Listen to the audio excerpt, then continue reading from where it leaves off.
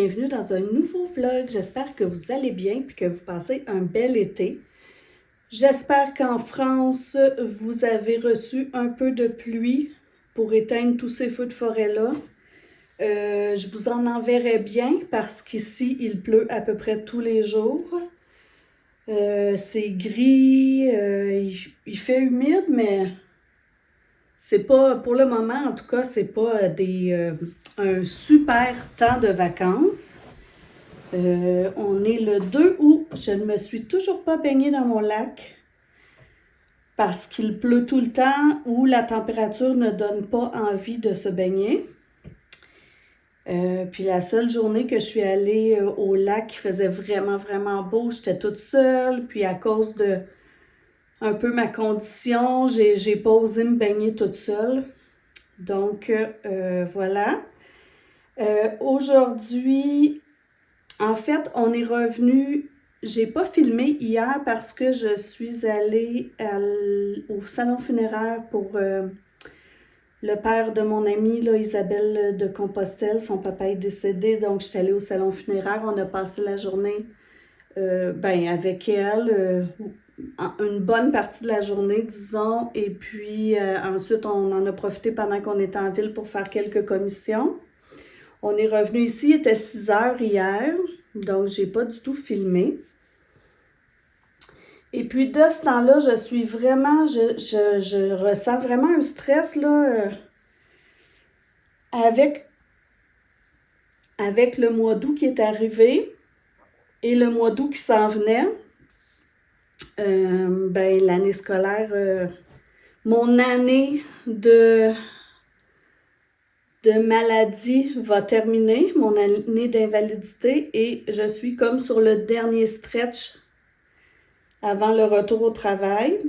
Puis là, ce qui me stresse, en fait, c'est que mon médecin, mon oncologue m'a signé un retour progressif les 2 premières semaines à 2 jours. Et là, j'ai reçu le calendrier scolaire. Puis la première semaine, en fait, on commence un lundi, donc la première semaine, il y a 5 jours. Les 3 premières journées sont des journées pédagogiques qui servent à faire des réunions, placer la classe, parce que je ne sais pas si ça marche partout pareil, mais ici au Québec, au mois de juin, à la fin de l'année, on sort tous les meubles de la classe. Il ne faut plus rien qu'il y ait dans la classe. Parce que pendant l'été, les concierges vont enlever la cire sur les planchers et les cirer pour avoir un beau plancher à la rentrée scolaire. Donc, quand on arrive au mois d'août, la classe, les concierges remettent, tu sais, on fait un plan. Oh! Voilà. T'es là. T'es pas parti, toi? Et là, je te dis. Bon. Donc, à la fin de l'année, on fait un plan qu'on affiche dans la classe. Puis, les concierges vont replacer les meubles selon le plan qu'on a fait. Mais là, il n'y a rien dans les meubles. Donc, les 3 premières journées servent à replacer la classe, la rendre accueillante pour l'entrée des élèves, avoir des réunions et tout ça. Et ça va être les 3 premières journées de cette année. Les 2 dernières journées, le jeudi, le vendredi, c'est l'accueil des élèves. Les élèves entrent. Donc moi, je peux aller travailler seulement 2 jours selon les papiers du médecin. Mais là, les 2 journées les plus importantes pour moi, c'est l'accueil des élèves, parce que je veux que ce soit moi, leur prof, qui les accueille. Je veux pas que ce soit Madame Louise qui va me remplacer toute l'année, parce que je veux qu'ils associent vraiment moi au professeur principal et surtout les parents aussi. Mais je peux pas accueillir les enfants si la classe n'a pas été placée. Donc là, j'ai vraiment un dilemme, là, parce qu'en fait, c'est un peu moi qui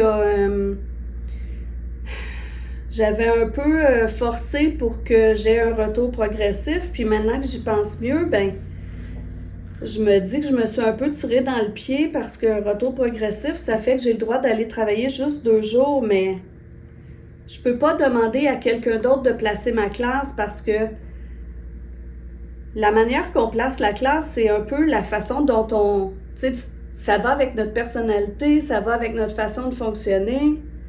Tu sais, c'est... Je place ma classe en fonction de quand les enfants entrent dans la classe, où est-ce que je veux qu'ils aillent, où est-ce que je veux qu'ils déposent leurs choses, où est-ce que je veux que mon matériel soit placé pour que ce soit pratique pour ma façon d'enseigner à moi, parce que chaque prof a sa façon. Je peux pas demander à un autre prof de placer la classe à ma façon. Ça se peut pas. Donc là, j'ai vraiment un gros dilemme, puis je me demande si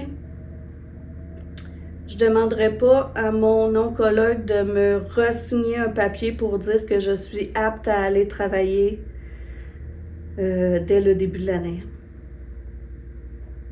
Donc, je sais pas. Il va falloir que j'en parle là, à des amis profs pour qu'ils me donnent peut-être une autre vision que je suis pas capable d'entrevoir. Parce que c'est sûr que je peux pas aller placer ma classe et accueillir les élèves.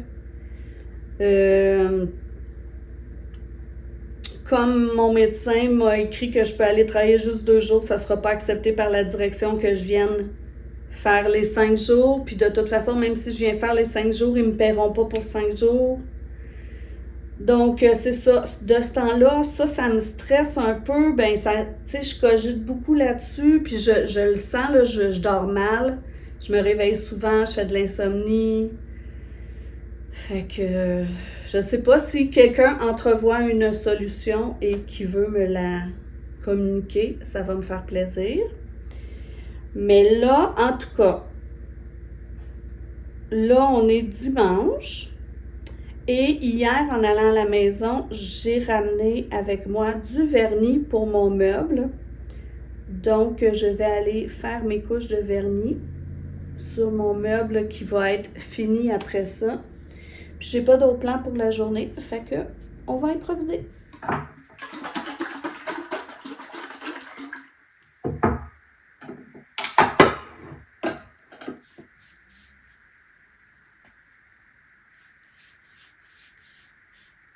Je ne sais pas si c'est pareil pour vous, mais pendant qu'on était au salon funéraire pour le décès du papa de mon ami, on a appris que la mère d'une amie de mon chum, d'un ami de mon chum, en fait, mon chum, il a ses amis là, depuis très longtemps, là, depuis la maternelle, cet ami-là. C'est un bon ami qui a communiqué avec lui hier pour lui dire que sa maman était décédée. Donc, je trouve que ces temps-ci, dans les dernières années, là, on a tellement visité les salons funéraires, c'est fou. Je sais pas, je sais qu'on n'a pas le même âge tout le monde là, sur la chaîne, là, mais les gens dans la cinquantaine ou qui approchent de la cinquantaine, là, c'est fou comme on voit les parents de nos amis, puis l'entourage de nos amis, puis notre entourage aussi qui vieillit, qui est malade. Donc, je trouve que depuis quelques années, on va beaucoup dans les salons funéraires. D'ailleurs, on se demandait hier, puisque quand on est allé au salon funéraire, le cercueil était ouvert. Bon, je sais, là, c'est un sujet morbide, mais c'est la vie. Puis, nous, ça faisait longtemps qu'on n'était pas allé dans un salon où il y avait un cercueil ouvert. La plupart des salons où on est allé les dernières années, c'était une urne. Puis il y a quelqu'un qui m'a dit, hier on parlait un peu de ça, puis quelqu'un m'a dit que c'est un peu une tradition canadienne d'exposer les corps, puis que dans d'autres pays, ça se faisait pas tant que ça. Alors, je me demandais s'il y a des gens d'autres pays qui écoutent et qui ont le goût de m'en parler. C'est vraiment juste par curiosité, là. Je sais que c'est pas un super sujet, mais je me demandais, tu sais, c'est quoi la tradition, disons, par chez vous quand une personne meurt? Parce que moi, je pensais que c'était un peu partout pareil. Ici, en fait, la personne décède, soit elle est incinérée et l'urne est exposée au salon funéraire, soit c'est le cercueil qui est exposé au salon funéraire. De plus en plus, avec les années, la tradition... tu sais, moi, je me rappelle même pas la dernière fois où je suis allée dans une église là, pour des funérailles. Alors, chaque salon funéraire a sa petite salle comme sa chapelle. Et souvent, ben, tu sais, c'est des célébrants qui font comme l'hommage à la personne décédée avec des proches qui viennent lire qui viennent faire un petit témoignage, qui viennent parler de la personne décédée. Alors, moi, là, je me rappelle plus d'un service funéraire religieux. Ça fait vraiment longtemps, je me rappelle même pas d'être allée à un service funéraire religieux. Donc, je me demandais, c'est ça. Puis là, comment ça se passe? C'est que, bon, il y a le salon, ensuite on passe à la cérémonie dans le genre de chapelle qui n'est pas tant une chapelle vu qu'on ne fait pas ça de façon religieuse. Puis après, on passe à la salle de réception où est-ce qu'il y a un buffet, puis où on prend un temps là, avec les personnes proches pour discuter, les accompagner, leur laisser un petit temps pour décanter avant de retourner à la maison. Donc, ailleurs, comment ça se passe? Est-ce que c'est sensiblement comme ça ou pas du tout? Vous avez d'autres façons de procéder? Parce que, tu sais, c'est ça, je sais qu'ici au Québec, la religion ne prend plus beaucoup de place. Puis en fait, c'est vrai que c'est logique de penser que vous ne faites pas nécessairement partout pareil la même chose qu'ici, puisque même les cimetières sont différents. Par exemple, en Europe, qu'ici au Canada. Ici au Canada, les cimetières, c'est des pierres tombales et les urnes sont enterrées, ou le cercueil est enterré, ou les gens mettent les urnes dans un columbarium, alors qu'en France, de ce que j'ai vu, c'est beaucoup... en fait, je ne sais même pas comment vous appelez ça. C'est comme une grande stèle en marbre, en béton, en je ne sais pas quoi, et les cercueils sont insérés à l'intérieur de ça, je crois. Donc, c'est ça, c'est logique de penser que le rituel religieux est différent aussi, puisque même la façon d'enterrer les morts, on ne le fait pas de la même façon. Donc, en tout cas, si ça vous tente de vous lancer sur ce sujet-là, parce que je sais que ça déprime vraiment beaucoup de gens, mais je serais curieuse de savoir comment ça se passe par chez vous pour ces rituels-là. Voilà. Je dis tout le temps voilà, il faut que j'arrête de faire ça, je me rends compte. Je donnerai peut-être une deuxième couche plus tard. On verra si ça a besoin d'une deuxième couche. C'est terminé, c'était mon projet du jour. J'allais encore dire voilà. Je vous laisse. Alors, j'ai bravé la pluie pour venir voir la terrasse.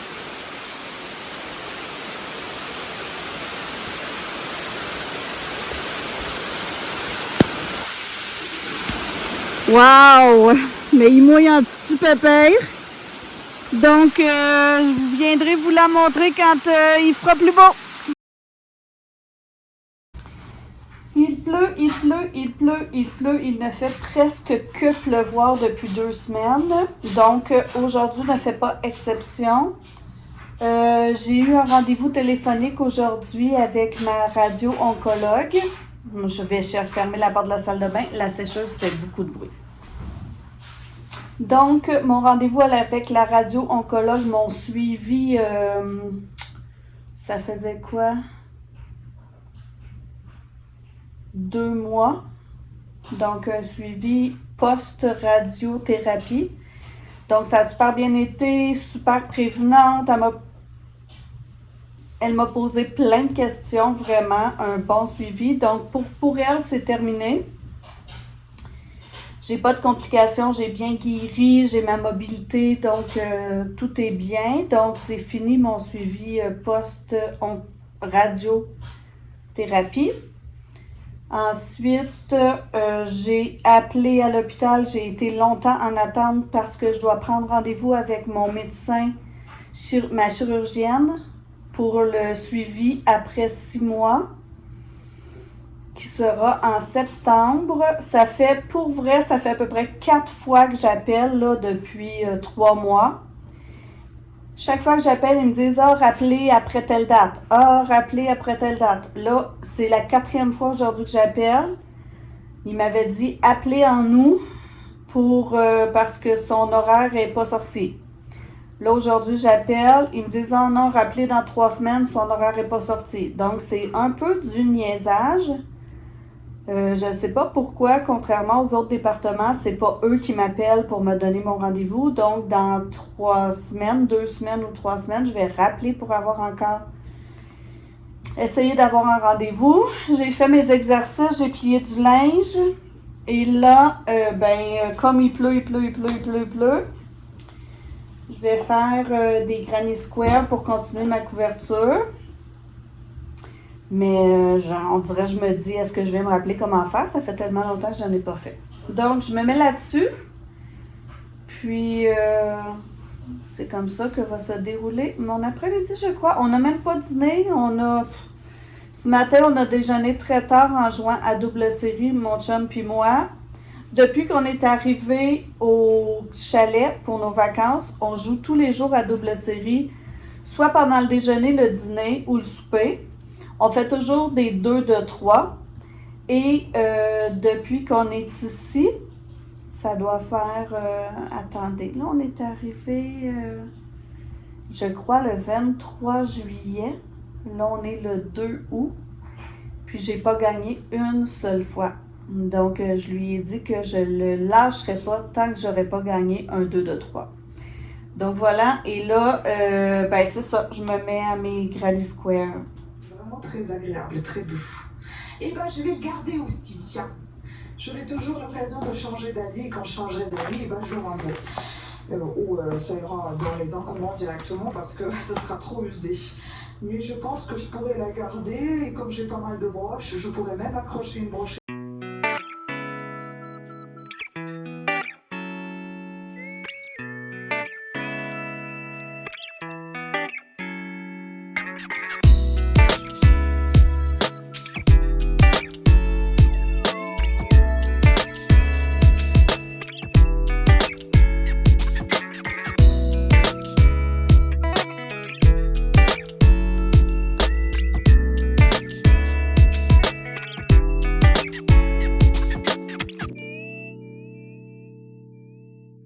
Il a plu vraiment toute la journée. Alors moi, j'ai fait du crochet toute la journée, entrecoupé de parties de cartes avec mon chum, de brasser dans la laveuse, de pliage de linge, de lavage de vaisselle, de dîner, de choses comme ça. Mais mon gros de la journée, ça a été de faire du crochet. J'ai fait ceci. Donc, ça me fait 5 granny squares de plus aujourd'hui. Je suis pas très rapide, là, mais tu sais, je suis pas encore je suis encore une débutante dans le crochet. Là, j'avais dit à mon chum, peu importe s'il fait beau, ça va être ma journée complète à l'intérieur. Mais là, il a arrêté de pleuvoir. Puis là, le soleil est sorti, donc... je me dis que je vais aller faire un petit tour dehors. Je peux pas passer à côté, il est 6h30. Alors, 18h30, c'est la première fois de la journée que le soleil se pointe. Donc, je vais aller faire un petit tour là, puis je vais revenir ici.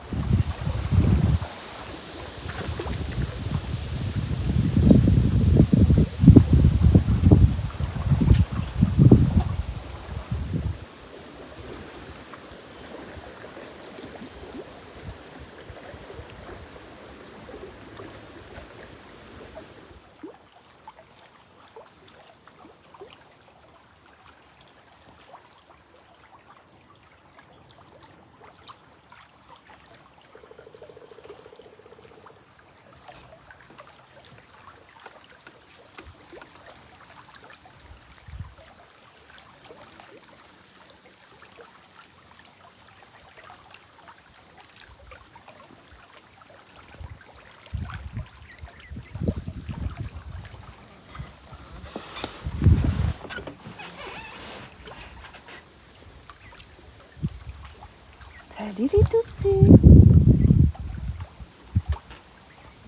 Il mange des cerises.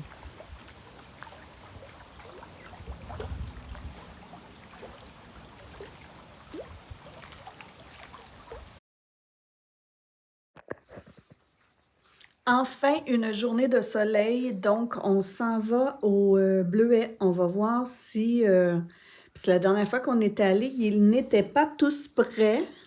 On s'était dit qu'on y retournerait dans 3-4 jours, sauf qu'il n'a pas arrêté de pleuvoir. Pour vrai, je pense que ça fait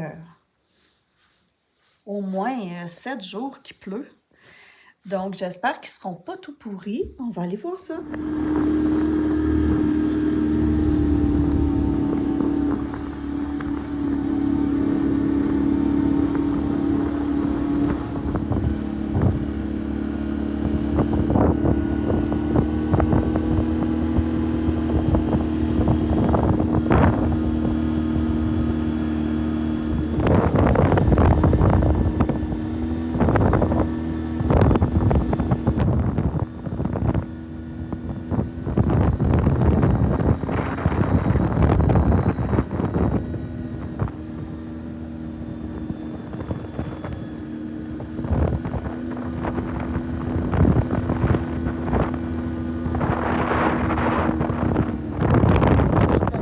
C'est bleu partout, partout, partout, partout, partout.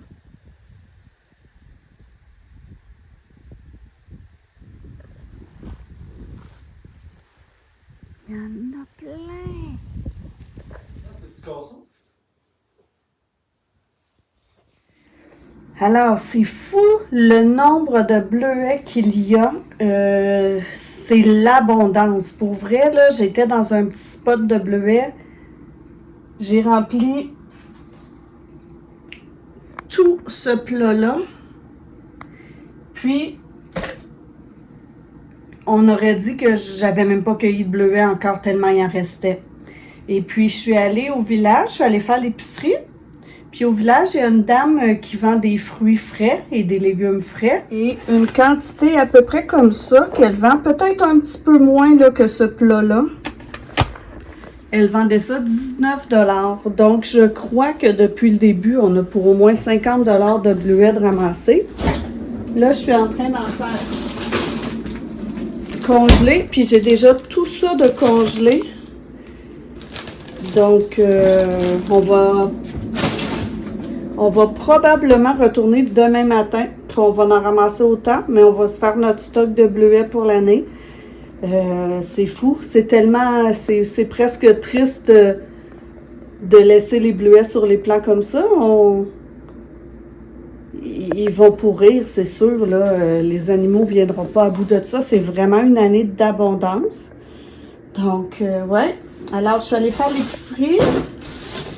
J'ai réservé ce soir pour aller visiter l'Observatoire de Saint-Zénon. Ça fait vraiment longtemps qu'on a notre chalet ici. On n'est jamais allé à l'Observatoire de Saint-Zénon. Et ce soir, il est ouvert parce que le ciel va être dégagé. Donc, on va aller là ce soir. Puis là, ben, en attendant, moi, je m'en vais lire dans mon hamac et essayer en tout cas, d'avancer mon livre parce que je dois le ramener. Je suis déjà en retard. Dans 2 jours, je vais être en retard de 7 jours. Il faut que je le ramène.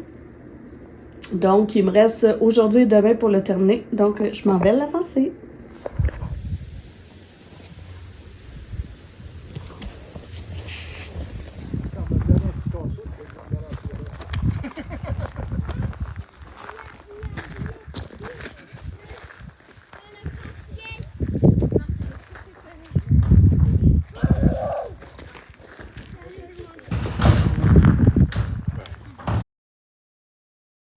On a passé une super belle soirée hier. On est allé à l'Observatoire de Saint-Zénon.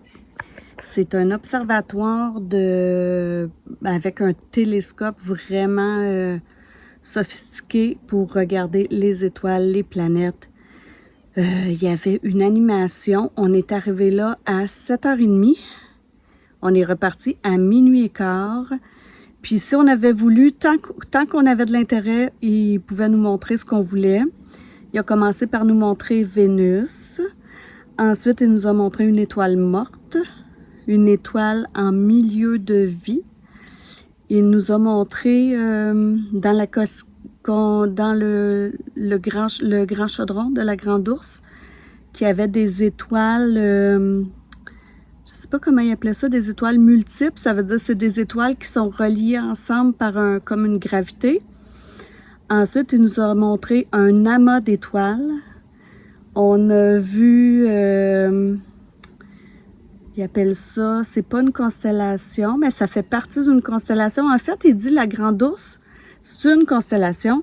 Dans la Grande Ourse, il y a l'astérisme ou l'astérix, en tout cas. Mettons, le gros chaudron, c'est un astérixme. Le petit chaudron, un astérisme. Puis tous ces astérixmes-là font partie de la Grande Ourse, la constellation de la Grande Ourse. Donc, il nous a montré l'astérixme ou rix. En tout cas, je ne sais pas, je ne comprenais pas trop son mot. Il parlait rapidement du hibou, je crois, dans Cassiopée. Ouais. Donc ça, c'était très le fun. C'était beau. C'était vraiment, on voit un amas d'étoiles qui forme un bonhomme allumette, mais vraiment facile à repérer, mais pas à l'œil nu, mais dans le télescope, avec 2 yeux qui brillent vraiment beaucoup. Ensuite, on a vu la Lune. La Lune, il nous l'a montré avec 3 pas objectifs, mais en tout cas 3 comme lentilles différentes pour qu'on la voit de plus en plus près. Puis on a vu la galaxie Andromède. Puis une autre galaxie qui portait des numéros. Donc, c'était très intéressant. Vraiment beaucoup. Donc, si vous êtes du coin ou si vous avez le goût d'aller visiter ça, l'Observatoire Saint-Zénon. Puis, ça faisait partie de notre alphabétique date pour le O. Donc, on sera rendu à P. Ouais, O-P-Q. Ouais, O-P. Donc, voilà. Puis, c'est ça. Là, je vais faire mes exercices de physio. Puis, après, je vais sûrement continuer mes plantes, mon jardinage. Ce matin, je me suis réveillée avec un très gros mal de tête et je vous dirais que depuis que j'ai arrêté mes médicaments là, pour la migraine, pour évaluer mon cœur, j'ai beaucoup, je me réveille vraiment très souvent avec le mal de tête. En fait, moi, avant, je portais une plaque occlusale parce que je serre beaucoup des dents la nuit. Mes dents sont extrêmement usées à cause de ça. Et puis, l'avant-dernière plaque occlusale que j'ai portée, je l'ai cassée tellement je serre fort des dents. Puis là, mon dentiste, quand il a vu ça, il m'en a fait une autre gratuitement.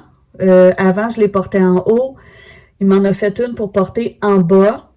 Et puis, chaque fois que je mettais ma plaque occlusale, le matin quand je me réveillais, je sentais que mon articulation était comme un petit peu désaxée. Quand j'ouvrais ma bouche, là, tu sais, ça s'en allait un petit peu croche, puis j'entendais un clac, clac. Donc, j'ai arrêté de la porter parce que ça me donne pas un bon feeling. Puis là, c'est ça. Je me réveille ces temps-ci avec beaucoup de maux de tête. Ça finit par passer. Là, je prends des médicaments en me levant, puis ça finit par passer, mais je sens que ça vient vraiment là à cause je serre fort, puis ici, ça crée de la tension. Donc, je me demandais, j'ai une de mes amies qui a commencé à faire de l'hypnothérapie pour une raison qui lui est, ça n'a pas rapport avec cette raison-là. Puis là, je me suis dit, est-ce que ça pourrait pas marcher si j'allais pas en hypnothérapie me faire déprogrammer de serrer les dents? Donc, je me demande, est-ce qu'il y en a parmi vous qui avez déjà essayé l'hypnothérapie? Est-ce qu'il y en a qui connaissent ça? ChatGPT a l'air de dire que si je peux plus porter ma plaque occlusale, ça pourrait aider à m'enlever de la tension pendant la nuit, à programmer mon cerveau à être moins crispé puis à moins serré. Mais j'aimerais ça savoir, est-ce qu'il y en a parmi vous qui l'ont essayé, l'hypnothérapie? Si ça vous tente de me dire pour quel sujet, pour quelle raison, puis est-ce que ça a fonctionné? J'ai pris le nom de l'hypnothérapeute où mon ami est allé. J'ai vraiment beaucoup le goût d'essayer. Je vais probablement essayer après mon retour à la maison, là, quand les vacances vont être terminées. Mais dites-moi ça si jamais vous l'avez essayé. Je suis vraiment, vraiment curieuse, puis j'aimerais vraiment ça que ça fonctionne. Là, je m'en vais voir mon chum. Je vous emmène voir. Il a terminé la terrasse. Il est en train de l'atteindre. Je vais pouvoir faire des spectacles là-dessus.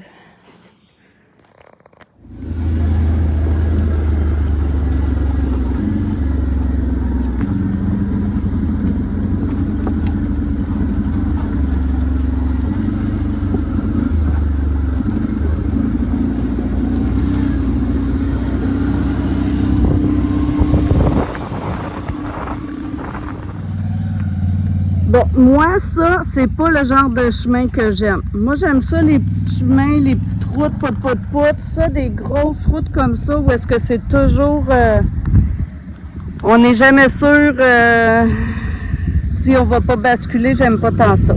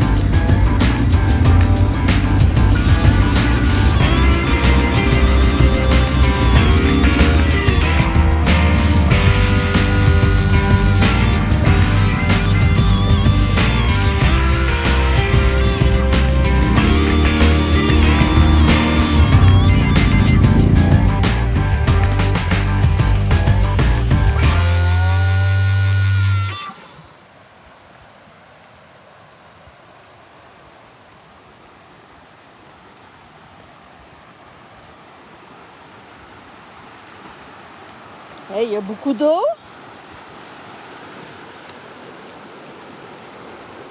Wow!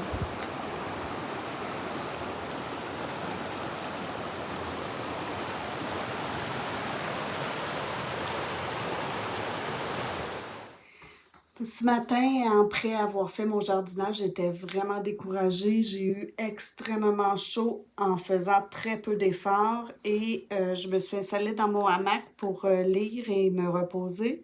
Et là, je me suis mis à avoir mal au cœur. J'étais super découragée de ne pas me trouver en forme, puis de ne pas pouvoir profiter de ma belle journée. Puis j'étais vraiment découragée. Puis là, on a dîné. Et après dîner, on est parti faire une randonnée de 4 roues. On a fait une super belle randonnée de 4 roues. On est parti à 2h30. Et on revient maintenant, il est 19h. Et on s'était apporté des pots. Donc, on a encore rempli nos pots de bleuets. Je vous montre ça ici. C'est fou, L'abondance, l'abondance. On va faire des caca bleus si ça continue. Non, non, je fais des blagues, mais on en congèle beaucoup. Puis là, demain, je vais... Ben, demain, c'est ça. Là, je vais faire le souper et on va veiller au feu. C'est tout. Donc, je vais vous laisser ici parce que demain, je dois retourner chez moi parce que j'ai un rendez-vous pour une injection par mois. Alors, c'est mon injection. Je vais en profiter pour télécharger des vlogs et vous mettre ça en ligne parce qu'ici, l'Internet ne fonctionne vraiment pas bien. Donc, j'espère que vous vous portez bien, que vous profitez bien de votre été, puis on se revoit dans le prochain.